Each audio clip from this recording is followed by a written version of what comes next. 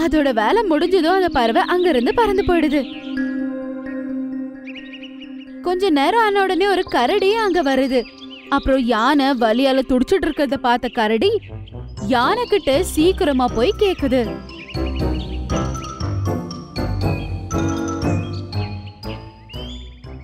அட ராம அண்ணன், என்ன ஆச்சு உனக்கு? பார்க்க ரொம்ப சோர்வா இருக்க.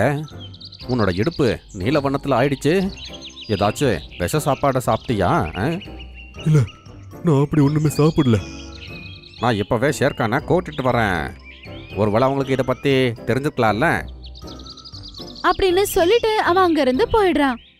அவன் அங்க இருந்து போன பிறகு அதே பறவை அவன் பின்னாடியே போய் அவன் மேல உட்கார்ந்து அதுக்கப்புறம் அவனையும் கடிச்சிடுது.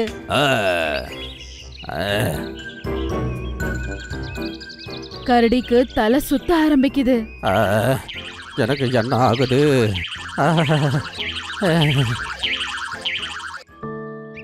அவனோட உடல் கூட ப்ளூ கலரா மாறிடுது. அவனால கூட வலியே தாங்க முடியாது. இன்னொரு இடத்துல ஜிராஃபே தண்ணி குடிச்சு முடிச்சிட்டு அதோட வீட்டு பக்கமா நடந்து போய்கிட்டு இருக்கும். அதே நேரத்துல பறவை அங்க வந்து அதோட கழுத்து மேல உட்கார்ந்து அத கடிச்சிடுது. அது மட்டும் இல்லாம இப்ப ஜிராஃபையோட நிலைமை கூட மோசமா மாறிடுது. இன்னொரு பக்கம் பகீரா, மானு,